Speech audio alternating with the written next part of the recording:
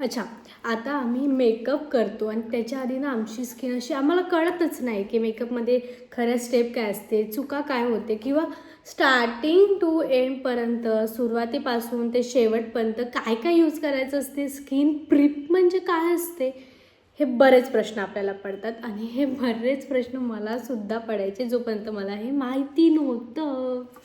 तर आज मी तुमच्यासोबत तेच शेअर करणार आहे की स्किनमध्ये जे आपण मेकअप करतो त्याच्या आधी आपली स्किन कशी असायला पाहिजे. खरं तर मेकअपमध्ये आपण काय काय गोष्टी लक्षात घ्यायला पाहिजे, काय चुका टाळायला पाहिजे, तेच मी तुम्हाला या व्हिडिओमध्ये सांगणार आहे. त्यामुळे व्हिडिओ शेवटपर्यंत पाहत राहा. तर एक, आता कोणतेही मेकअप करण्याच्या आधी आपली स्किन मॉइस्ट असणं खूप गरजेचं आहे. त्याच्यासाठी मॉइश्चरायझर खूप इम्पॉर्टंट आहे. आता काय असते, जेव्हा आपण मॉइश्चरायझर करत नाही, स्किनला मॉइस्ट करत नाही, तर आपली स्किन खूप ड्राय होते.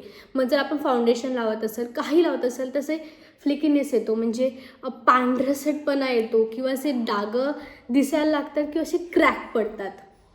ते जर तुम्हाला नाहीच दिसायला पाहिजे असं वाटत असेल आणि ते सर्वांना वाटतं, त्यासाठीची एक गोष्ट म्हणजे स्किनमध्ये मॉइश्चरायझर लावणे. स्किन खूप छान मुलायम असते आणि त्यानंतर तुम्ही मेकअप करायला स्टार्ट करा. नंबर 2, तर दुसरी चूक जी आपण करतो, मॉइश्चरायझर लावलं आणि त्यानंतर डायरेक्ट मेकअप फाउंडेशन लावायला सुरुवात करतो. पण नाही, त्याच्या आधीची एक स्टेप म्हणजे प्रायमर लावणे. पोर्स असतात म्हणजे खड्डे असतात, त्याला बंद करणे. कारण की जर तुम्ही ते बंद नाही केले, ते ओपन असले, हवा जाणार किंवा ते फाउंडेशन स्किनमध्ये पेनिट्रेट होणार, मग तुम्हाला फोरळ येतं ना. त्यामुळे खूप छान प्रायमर आलेलं आहे. बरं, याच्यातले जेही मी प्रोडक्ट मला आवडतात ना आणि कमी बजेटमध्ये असेल, ते डिस्क्रिप्शन बॉक्समध्ये मी नक्की मेन्शन करेल. तिथूनही तुम्ही सुद्धा विकत घेऊ शकता. परंतु या गोष्टी छोट्या छोट्या गोष्टी असतात ज्याने मेकअप खूप छान दिसतं आणि त्याआधी आपण या चुका टाळायला पाहिजे. त्यामुळे प्रायमर लावा, त्याने पोर्स पूर्ण बंद होतात. छान. आता तर असे प्रायमर आलेले आहे की जे primer plus moisturiser plus highlight असे सुद्धा आहे, ते सुद्धा मी मेन्शन करेन. त्यामुळे प्रायमर लावणं खूप महत्त्वाचं आहे. नंबर 4, आता सर्वात मोठी चूक म्हणजे आपण काय करतो, डायरेक्ट फाउंडेशन अप्लाय करतो. त्यामुळे आपले डार्क सर्कल असतात किंवा छोटे जर तुम्हाला पिंपल्स आल्यानंतर डाग आले असेल तर ते जातच नाही. त्यासाठी असतं कलर करेक्टर यूज करणे, कन्सिलर यूज करणे. काय असतं, जिथे जिथे काळे डाग आहेत तिथे ऑरेंज कलरचं corrector most of the skin टाईपला सूट होऊन जातं, त्याने काळे डाग लपतात. त्यामुळे तुम्ही ते यूज करू शकता. त्यानंतर कन्सिलर लावू शकता, त्यानंतर तुम्ही फाउंडेशन अप्लाय करू शकता. अशा बेसिक स्टेप असतात, त्याने तुमचं स्किन खूप छान दिसतं. जो जो एरियाला तुम्हाला कन्सर्न आहे, लाल धब्बे असेल, काळे डाग असेल, ते सगळं निघून जातं, लपल्या जातं. निघून जाण्यापेक्षा लपल्या जातं आणि त्यानंतर मग तुम्ही फाउंडेशन सगळे जे बाकीची स्टेप आहे ती करू शकता. नंबर 5, ते म्हणजे पावडर लावणे. आता पावडर कोणतं, दुसरं असं छान आपण एखादं फॉरेवर 52 किंवा वगैरेचं फाउंडेशन जर तुम्ही घेत असाल, खूप छान येतं काम करतं. हाय कव्हरेजवाला फाउंडेशन घ्या, म्हणजे कदाचित एखाद्या वेळी तुम्हाला फाउंडेशन लावायची गरज नाही, तर तुम्ही पावडर लावाल, त्याच्यात ते पण हाय कव्हरेज मिळतं. छान पूर्ण जागी असं छान पावडर पफनी करून घ्यायचं, काहीही फरक जाणवला नाही. कारण की जितकं आपण पावडर लावू ना, तितकं आपलं कोणताही मेकअप सेट होतो. त्याच्या पावडरशिवाय आपण मेकअपला पूर्ण झालं असं म्हणू शकत नाही. त्यामुळे पावडर लावणं खूप इम्पॉर्टंट आहे या मेकअपच्या रुटीनमध्ये तरी. असं म्हणजे जेव्हा आपल्याला ऑइल येतो, म्हणजे खूप वेळा असं होतं फाउंडेशन लावलं त्याच्यानंतर केल्यानंतर आपल्याला घाम येतो, आपल्याला ऑइलपणा जाणवतो. त्यामुळे पावडरने ना ते एक्सेस ऑइल पूर्ण असं डॅब होऊन जातं, म्हणजे तो एरिया ऑइलनेस नाही आहे. त्यामुळे ते सुद्धा छानरित्या काम करतं जर तुम्ही फाउंडेशन तुमच्या मेकअप रुटीनमध्ये फॉलो करत असाल. नंबर 6, आता बऱ्याचदा आपल्याला दिसतं की ते छान गुलाबी गुलाबी लोकांचे चेहरे असतात, इतकं छान दिसतं. खरं तर ते ब्लश असतं.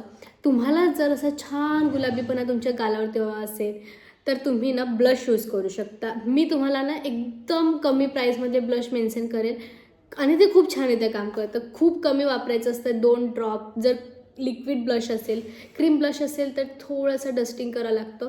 या भागात तुम्ही मोस्ट ऑफ द ब्लश लावू शकता आणि ते त्यानंतर ना तुमचं मेकअप खूप छान दिसतं. छान गुलाबी, पण एक नॅचरल जो एक गुलाबीनेस असतो स्किनमध्ये तो दिसायला मदत करतं.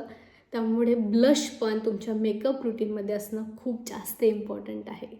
नंबर 7, बऱ्याचदा बघतो लोकांचे चेहरे असे छान असे ग्लोई दिसतात किंवा असे छान चमकतात. खरं तर त्याच्या मागचं रिझन असतं हायलायटर.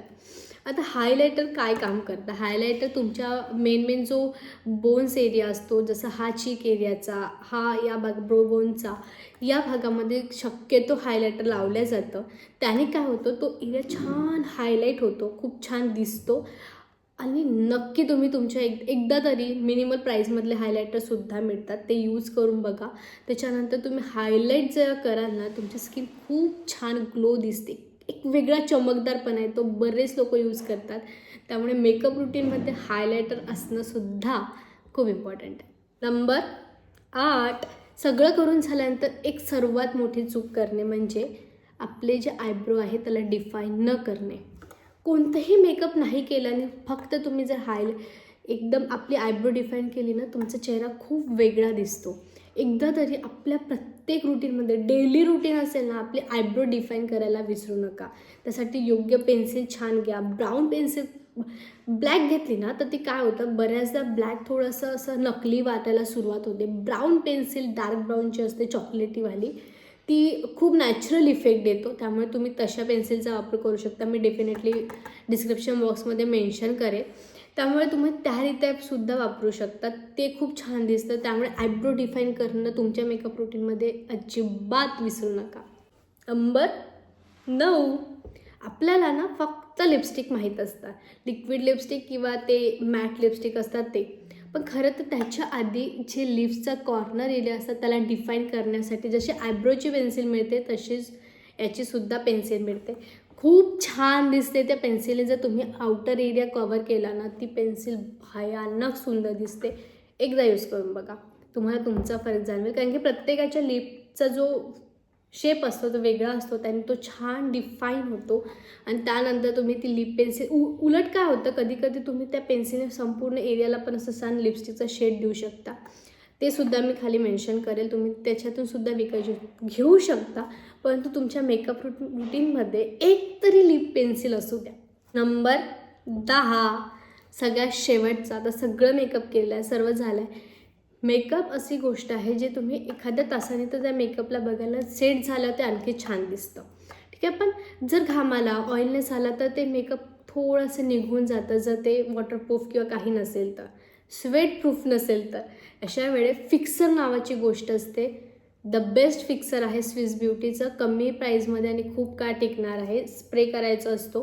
त्यामुळे तुम्हाला जर डेली यूज असेल किंवा कुठे बाहेर जायचं आहे, लग्न समारंभाला जायचं आहे, तुम्ही फिक्सर नक्की यूज करा. त्याने तुमचा मेकअप पूर्ण फिक्स होतो. आणि ती भीती नसते की आम्हाला घाम आला तर तो निघून जाईल, मग काळे पॅचेस दिसेल का. नाही, फिक्सरने असं काही होत नाही. तो पूर्ण मेकअप असा फिक्स होतो. त्यामुळे तुम्ही फिक्सरमध्ये इन्व्हेस्ट करायला विसरू नका आणि फिक्सर तुमच्या मेकअप रुटीनमध्ये सुद्धा असू द्या. तर या 10 गोष्टी होत्या ज्याने आपण आपल्या मेकअपमध्ये काही चुका टाळू शकतो किंवा मेकअप खूप छान करू शकतो. या टिप्स होत्या ज्याने तुम्ही तुमचा इफेक्ट जो आहे पूर्ण मेकअपचा तो छान ग्लोई डेविएब असा बनवू शकता. तर आय होप तुम्हाला हा व्हिडिओ आवडला असेल तर प्लीज लाईक करा, शेअर करा, सबस्क्राईब करा आणि मी तुम्हाला मिळेल नेक्स्ट व्हिडिओमध्ये एक वेगळा विषय घेऊन. तोपर्यंत नमस्कार.